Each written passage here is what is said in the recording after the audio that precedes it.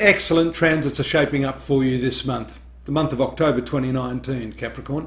I'm Dadhichi from astrology.com.au, and that new moon that preceded the beginning of this month of October is still bringing its energy into the 11th house of profits, and a powerful Mars making its way into this 10th house, the apex, or the most significant angle of your horoscope. Mercury, communication planet; Venus, the social planet; and Sun, the power of your ego and presence. They're giving you the option to achieve a lot of things. Moon with Jupiter there on the 4th, Mercury moving into the 11th of profitability. All good aspects, notwithstanding some of these hard right angles that we see here. Don't be scared of those.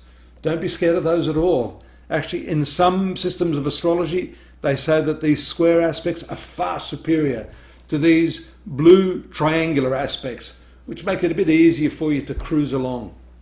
The challenges are going to make you stronger, and they're going to give you something to work against. The Moon, Saturn, Pluto combination is tough. Here we see that you're feeling a lot of the circumstances in your life have been out of your control. That's impacting strongly with the karmic nodes here against your relationship axis. So the challenges are here, the work and the relationships. Look at how Mars has moved into this upper part of the horoscope as well. You are really driven to achieve what you want, and you've got, I guess, a reason to feel accomplished right now. That's shown by the Mercury-Venus transit into this 11th house of fulfillment.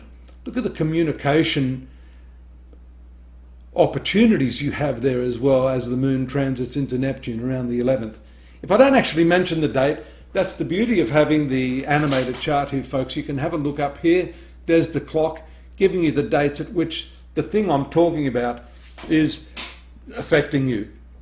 4th house moon, there it is, 12th of October and 13. A bit of a cantankerous opposition there. You can be a little bit aggressive. You can be pissed off with others in the family arena here. You've got a lot of focus on your work, but when your emotions are being dragged down here in this domestic area, that can make for an unpleasant day or two. Fortunately, it's only a day or two. You know, you are really in leadership mode right now, and that's shown by these two very fiery planets in the 10th house, while the two other extremely friendly planets to your Saturn rulership, Capricorn, are transiting here in this 11th house. There's something that's going to fulfill you this month, and this has a very strong social tinge to it. It also relates to your elder siblings. It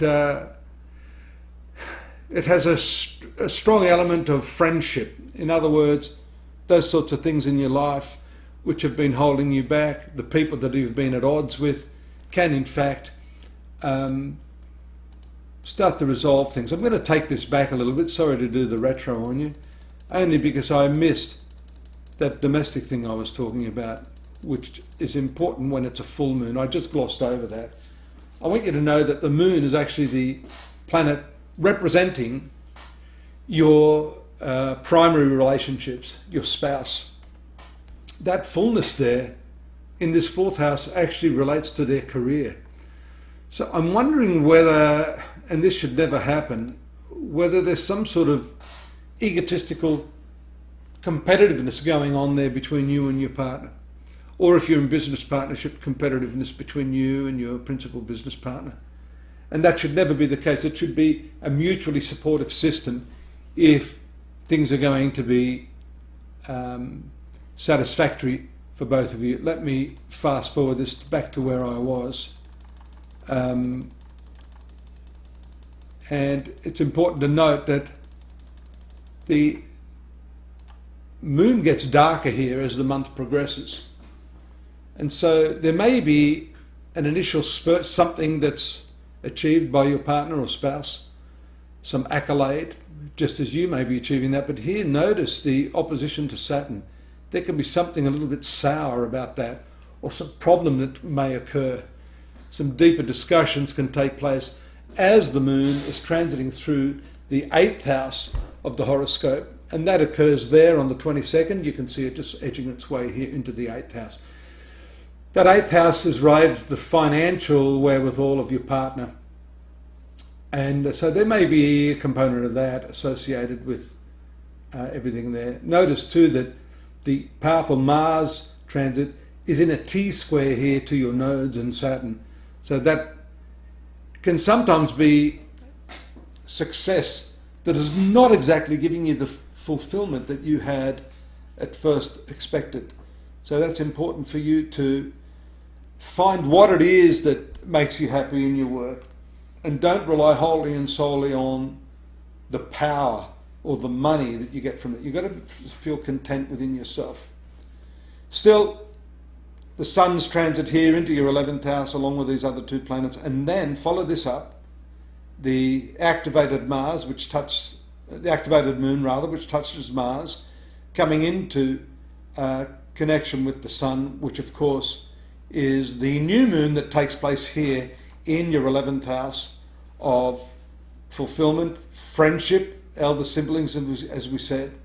So the very last few days of the month are very much peppered by social engagements, talking to siblings, and really refocusing and retuning your energies towards what it is that you consider an important directional path in your life. The last day of the month is there with the conjunction of the moon with Jupiter. Again, very, very lucky, and lucky in terms of spiritual connotation. I hope that's helped. Look forward to your company next month. Don't forget, astrology.com.au. We have more on the month of October for you, Capricorn. Drop me a line if you want, if there's anything that's, puzzling to you, anything about the style that we've presented here.